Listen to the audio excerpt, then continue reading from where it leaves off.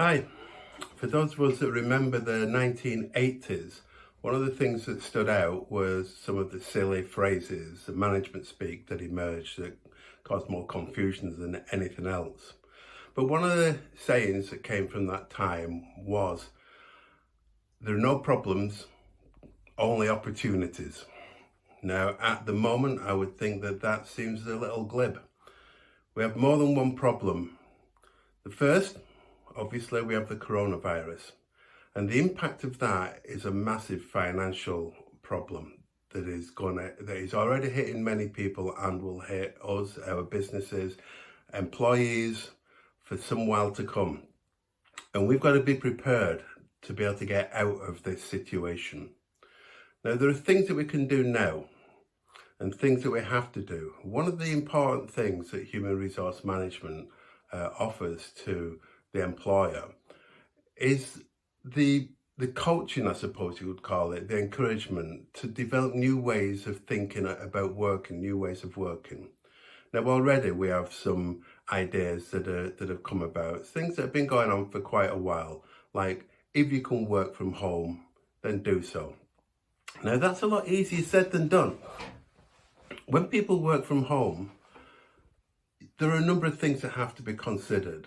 And I want you to start thinking about those things. If, for instance, someone is now going to work from home, what is your responsibility in terms of health and safety for those people? What is the environment that they're working from? Let's assume that they can work from home, they've got a computer, the kind of work that they can do can be done almost anywhere. What about when they start emailing confidential information? And if you're a small to medium-sized organisation that doesn't have its own intranet with its own firewalls and so on and so forth, then how do you make sure that that information is not vulnerable to hacking? What if it's financial information? What if, lots and lots and lots of what ifs in terms of the security of your business and the information that is transmitted from one person to another, out it goes into the ether, lands on your computer at home or in your office, and who's going to get access to that? Remember the way that the present president of America went really quite bananas about Hillary Clinton using private servers for government information, how easy it was to hack into that kind of stuff. So this is one of the things you've got to be thinking about. But let's return for a moment to the issue of health and safety. I work from my office at home. Used to be a spare bedroom and now it's an office. There are no wires all over the place. I have a desk, a nice view into my garden, all my books, everything's around me. So it's my little study come office. Let's say that I'm working for you. How do you know that this is safe? I don't mean working for you as a contractor. I mean working for you as an employee. You've now sent me home to work from home. How do you know it's a safe environment? How can you make sure that my health, safety and well-being is taken care of under your duty of care? Well, I can suggest to you that what you need to do is some kind of a risk assessment. Now, you don't have to be there to do that. It could well be that you ask me as an employee to sketch out the room that I'm going to be working from. Am I going to be working from the kitchen? I've done that plenty of times in the past. Sat on a kitchen chair, working at the kitchen table, or working at a dining table at my home, all sorts of things. But when it comes to me working for you, for that, an employee working for you doing that, what are you going to do to make sure that my well-being is taken care of? That the seating that I have is both comfortable and ergonomically sound. All of these things. So it could be that you have me fill in a questionnaire to describe my situation at home, and you decide whether or not that's a healthy environment and take whatever measures are necessary to make it so. Then we've got the issue of productivity and performance. Work from home. What are the distractions? What is it that's going to make it that I know exactly what I'm going to do? Now, you know your business. Your employees know your business. It's not that difficult to come to an agreement on what needs to be done, when it needs to be done, the volume and the quality of that. And when you're thinking about the future, the post-crisis situation, you'll have already started to establish more flexible ways of working because you had to. You had to deal with this particular crisis. To do that continually and for the longer term, for the forever term of your business, you can start thinking even more about how flexible you can work. And again, you're looking at your performance management systems.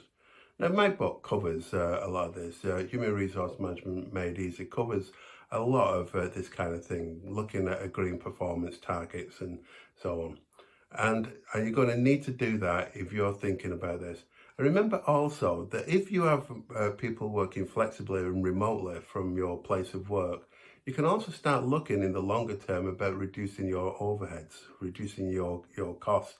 Because if I'm working at home, I'm not burning your electricity, am I? So that's just some thoughts on working from home. Now, a lot of us are not able to do that. What if we have a situation where we have to have people in work? So, for instance, we see the food stores and what have you now, they're having to stay open. And thank goodness for that, because we would all be absolutely starving. Now, they've taken measures of keeping people 6 feet apart. We've got warehousing and logistics that's going to supply them. For every outlet of goods, there's a source and there's a journey that those goods take. They're getting from A to B to C to D to U. So how do we do this? How do we make sure that these businesses stay in operation? How do we make sure that your business stays in operation? Well, let's return to the theme of health and safety at work. Your obligation, your duty of care to make sure that your employees are working in a safe environment, that their well-being is looked after. So you're going to have to start thinking, whether you have done before, about PPE. You have to ensure that people have the right personal protective equipment. Masks, gloves. You have to make sure that people are washing their hands as frequently as necessary and for as long as necessary. I don't mean put cameras in the toilets and watch the sinks. I don't mean that. But let's put the rules in place. Let's make sure, just like you will have rules about handling and lifting and training in those areas, you must do the same kind of thing with the health and safety of your workers for the duration of this crisis. And what about sick pay? What about when you start paying sick pay? What about when people say that they need to take time off? What about these things? You've got to look at your existing contracts, whether you're obligated to pay a contractual sick pay or just the statutory sick pay. And remember also that sometimes people that are not well will come into work because they can't afford not to. So if you are only paying statutory sick pay, and then those people are going to be suffering economically very, very soon if they have to self-isolate, if they have to stay at home. So what are you going to do about that kind of situation? How are you going to cope with people that come into work? You must send them home for health and safety reasons. You must. But how do you look after them? You're looking after the employees as a whole. Now, as I've said in previous videos, on any issues to do with coronavirus, I will offer my advisory services free. And all you've got to do is email me with your queries, and I will endeavour to answer those queries as concisely and practically as possible, given the information that is changing on a daily basis. I will endeavour to answer those, and I will do this for nothing, because we're all in this crisis together and we all need to help each other pull ourselves out of this situation. And when we come out of this situation and we start to grow again, then we'll look back on this and we'll think, we got through that, we did well, and we're going to get through it, and things are going to go better. So email me on mike.gill at hrmanagementmadeeasy.com, or just simply respond to this video through Facebook or through YouTube, and we'll have a chat. Thank you for listening. Bye.